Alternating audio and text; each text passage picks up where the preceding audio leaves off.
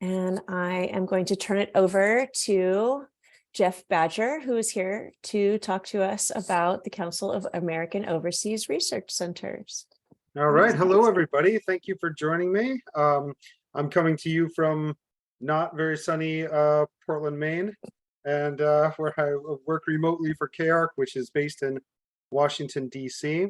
So a little bit about CAORC, or the Council of American Overseas Research Centers.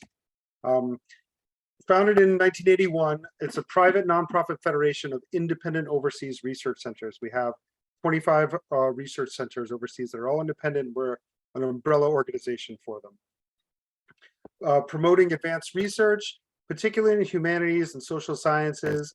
You see a lot of archaeologists, anthropologists, but then ethnomusicologists, things like that. So supporting a lot of variety of different academic disciplines.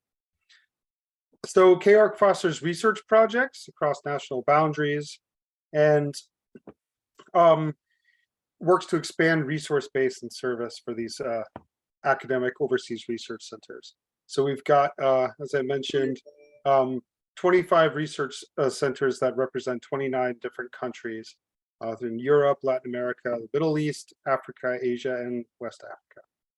But I'm here. Here's some of our logos of all the different spaces. You can go on our website too and see all of the different research centers, each of which, of course, have their own websites and lists of their fellows and projects and podcasts and things like that. But I'm here to talk to you about faculty development seminars. So these are opportunities that are specifically for community college faculty and administrators and minority serving institution faculty and administrators. So they are fully funded overseas seminars, about 15 to 20 days. And it's a partnership between CAORC and their participating overseas research center, which hosts it. So there's focused on specific academic topics, such as exploring urban sustainability through India's cities. And they are all fully funded by grants from the State Department, specifically the Bureau of Educational and Cultural Affairs, or the ECA. So who is eligible to go on these? As I mentioned, faculty and administrators from community colleges, minority serving institutions, and specifically professionals with demonstrated interest and ability to advance international programs on their campus. And if anybody has a question, you can feel free to jump in if you want, raise your hand. So these seminars are scheduled to coincide with academic schedules for the people that we're serving. So you'll see them happening winter break, spring break, and summer, mostly happening January and May or June. So it fits with people's lives teaching schedules. So for example, a January program, we will announce in March and review, accept applications over the summer, and then announce the award in September, then do pre-departure orientations through the fall. Then the January, the program happens, and then we do some follow-up, such as evaluations and things like that. But you're probably wondering where. This is the fun part. So where do these take place? So the ones that are coming up for this coming year, we have the program Urban Sustainability through India's cities in January. This is visiting 3 different cities in January: Delhi, Jaipur, and Lucknow.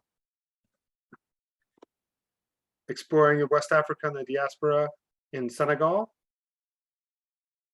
also happening in January. And then a summer program studying Mexico's indigenous languages and cultures. And this is also happening in 3 different cities in Mexico over the course of a couple weeks. For previously we had seminars that ran in Jordan and Pakistan. And the idea is to expand this program to all of the ORCs that have the ability and interest to run them. ORCs is what we call the overseas research centers. It's not the Lord of the Rings monsters. But so, for example, in 2024, we have seminars that are planned in Mongolia and also in Cambodia. So why? And these are some things, you're all community college faculty, so you'll know a lot of these facts and be able to relate to this. But 45% of all undergraduates in the US are community college students, which represents about 13 million students. And these students are, as I'm sure you know, more likely to identify as minorities, veterans, first-generation students, a variety of different profiles that are often underserved by opportunities to study abroad and international education. Same with minority serving institutions. There's about 700 institutions that get federal MSI designation. And then of course, there's a lot of overlap between community college and MSI organizations, MSI institutions. So these institutions are historically underserved, and there's an immediate need for community colleges and minority service institutions to provide a global perspective to students. This is something that's recognized by the State Department, by the government, as part of our cultural diplomacy. And that's why the State Department has decided to fund this program. So, and 90% of college freshmen report that they decide to study abroad, yet less than 10% actually do. And we know that the way that these opportunities are created are by having active faculty administration at the institutions who are champions for these kinds of programs. That's how programs are created for students, is because we have people like you who are interested in this and make things happen on your campuses. So as one of our participants in the India program in 2019 said, community college faculty often don't get the type of professional development opportunities as their colleagues in four-year institutions in terms of time off, sabbaticals, funding, things like that. And so these types of programs that are coming from outside sources can really make a difference. Here's a word cloud of that same seminar that was created by that faculty member about some of the different things that they experienced. So if you're interested in applying, you might be wondering who we're looking for and who is accepted on these programs. And so they're all small groups of about 12 to 15 participants per semester. And we're looking for a diverse group, but that means a lot of different things. So we have diversity in terms of geographic diversity, trying to pull faculty and people from all over the country in different communities, urban, rural, all the states and different regions that we can tap into. Diversity of teaching experience and rank. We're not just looking for all full professors, and we're not just looking for all young people just starting out. It's really, you see like a wide variety, including adjunct faculty too. Academic disciplines. So this is something, it's interesting to find people who have an academic and research connection to the subject matter. For example, if the subject's sustainability and there's something that a faculty member focuses on within their research or in their teaching, that's important. But we're also looking for a variety of different people. We want to have people from the sciences, from STEM fields, the arts, humanities, things like that, to create that broader group. Their roles, the people who are teaching, people who are a blend of teaching and research, and then we also have international education administrators on these programs too. And interest, people who have a demonstrated interest in that specific subject or country. And I know a lot of times people just want to go somewhere, and I can relate. I want to go everywhere. But it's good in your application to show some type of connection as to why this seminar is the right one for you. And in fact, you're only allowed to apply for one of the seminars per year. So oftentimes that's a good way to choose, what's going to be the one you want to apply to. And then, of course, need. So, and that goes back to opportunities for faculty and administration from these institutions, because sometimes faculty from other institutions have a lot of support to be able to do research, sabbaticals, travel. And if you are in an institution that is not supportive in that way, then this is a role that we want to fill. And just to give you some perspective, in this last round of applications, which we just completed, I sent the Mexico award letters out this morning. We had 180 applications for about 45 slots. So if you do some quick math, that's about 25% acceptance, which is pretty good. I do intend to try to get a lot more applications this year, but we're also going to have more seminars this coming year. So it's not a long shot, it's definitely something that's within reach. The one thing that we're really important that we're looking for is a solid, actionable plan to contribute to internationalization of your campus. This is what makes for a real strong application, something that's directly impacted by your participation in the faculty development seminar. Doesn't need to be extremely complicated or huge, just needs to be something specific. Can be something like a new course or even a module within a course. I know how difficult it can be to create a new course, especially in an existing program. So sometimes just being able to incorporate a module into a course that you already teach is a great solution. We've also had people develop host country exchanges, physical exchanges, but also things like film exchanges and that type of connection. And then actual study abroad trips have developed from these programs too.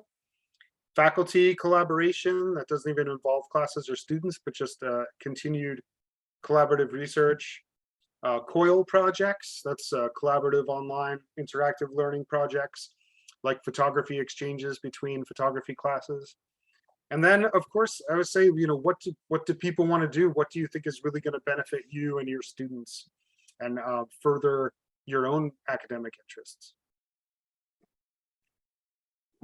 So everybody who participates in the seminar does have some requirements. Obviously, you have to have full participation in the seminar. There is some evaluation debriefing activities. We ask everybody to write a blog.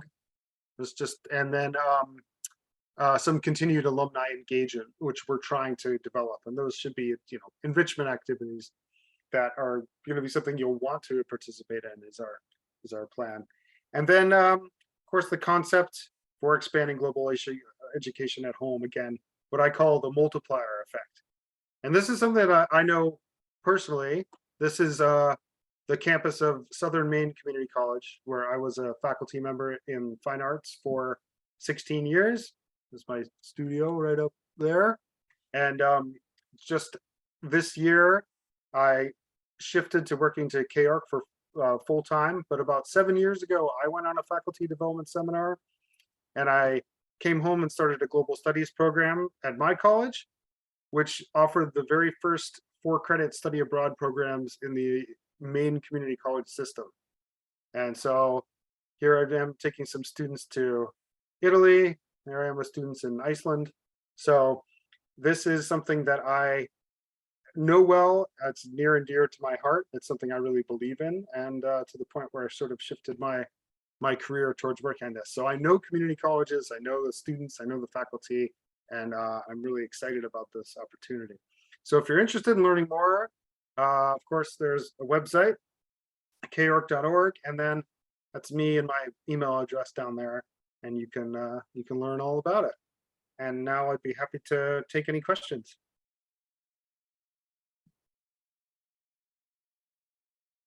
Can I start off? What kinds of activities are we doing on the seminar daily, for instance? Yeah, that's great. That's a good question. So depends oftentimes on the actual subject matter, but it's a balance of guest lectures, site visits. Most of the seminars have in-country travel. So in India, they're visiting 3 cities. Senegal is mostly based in Dakar, but there's day trips out to, say, Gorée Island, which is was the kind of the center of the slave trade. So it's a lot of you won't be sitting in a classroom the whole time. Definitely be experiencing the city, experiencing the culture in which you're going, including the food and going out and things like that as well. So I think it's what you'd imagine for a seminar. A typical day might be a morning lecture and then a site visit, and then a good balance of kind of academic stuff and fun as well. And depending on people's projects, is there flexibility there? Like, for instance, if I wanted to develop a study abroad exchange program, would I have contacts at the university? I'd be able to go visit them, things like that. Is there flexibility to sort of pursue what you're there for?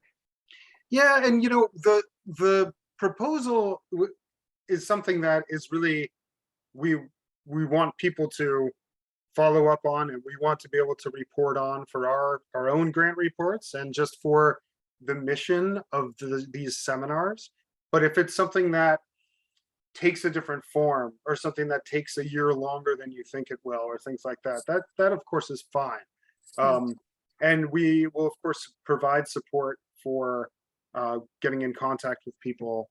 And one of the things too is that a lot of times connections that happen on the faculty development seminars can lead to another grant request through our normal fellowships, to be able to say return to that country and then build off that initial contact that you got. Great, thank you.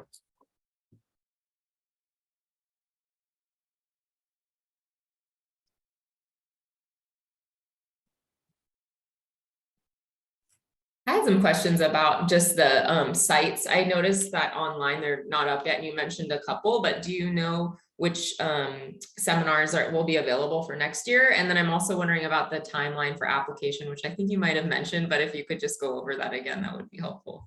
Yeah, as of right now, we're planning to run the same 3 seminars that we're running this year: India, Senegal, and Mexico. And then we're planning to add Cambodia and Mongolia. And so a plan is to have 5 for 2024. And then that application period, I'm hoping to have those announced and up on the site in the spring. So look for it in March or April.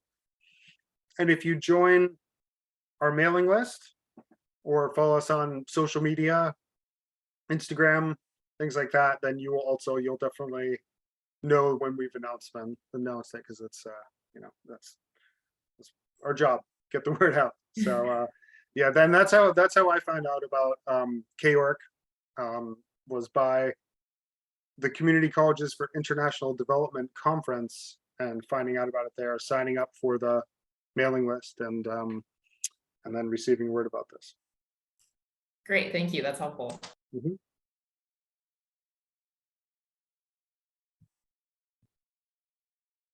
What's the most exciting one for you, Alyssa? What do you think? Mexico, definitely. I'm finishing my licensure to be a psychologist, and I teach in the psychology department. I have a specialization in working with Spanish speaking clients. And so, learning about the indigenous cultures is such an integral part, but also teaching an intro to counseling class, like really having people gain an understanding of how different those skills are, right? Like in those different contexts is important. So that one definitely stood out to me as like a natural fit, I think, with my interests. That's great. Well, I'm gonna go on that one this summer, and so when I get back, send me I'll reach out, send me an email. I can answer any questions for you. What about Aaron, Gary? Did you see any seminars that stood out to you?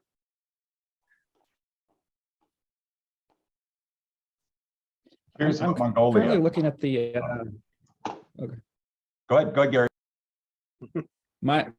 My internet has been really spotty, so I've missed, I think, a lot. I'm currently looking at the member centers, the overseas research centers. My discipline's chemistry, and I was just curious about collaborative research projects, if there was some STEM connection. I know you mentioned STEM in your presentation. Yeah, so it's actually this is still in its infancy, but we're working with a university that received a grant to work with us to develop some specifically STEM faculty development seminars. So the Mongolia, Cambodia programs that we have right now, we're still developing the subject matter, but there's a good chance that at least one of those will be a pilot for this grant funded program. Great, thanks. I definitely, even though my background's in the arts, and I'd love to see some art ones, but I also recognize that I'd like to see some more specific STEM programs as well.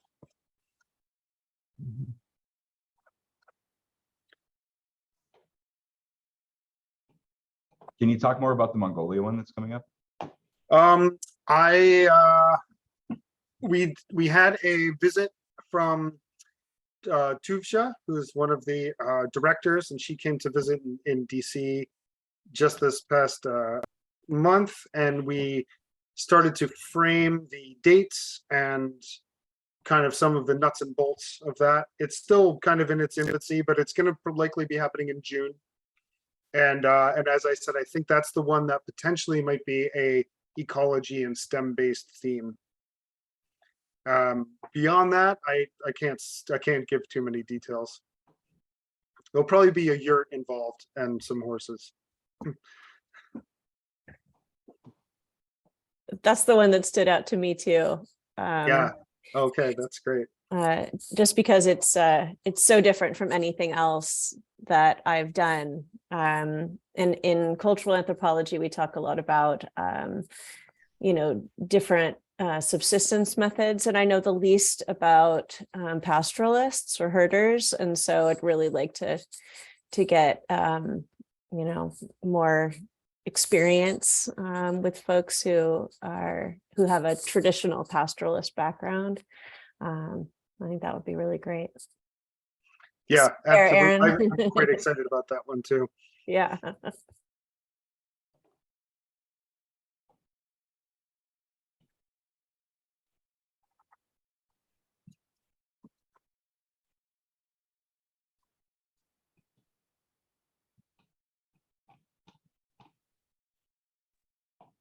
Anybody else?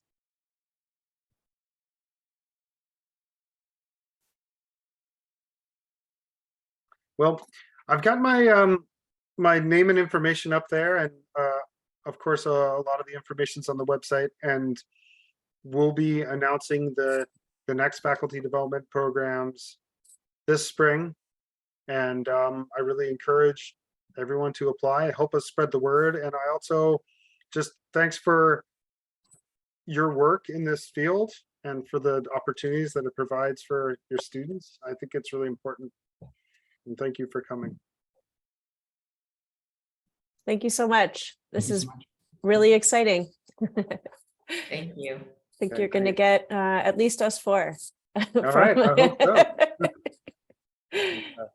All right. Thanks, Okay, everyone. thank you.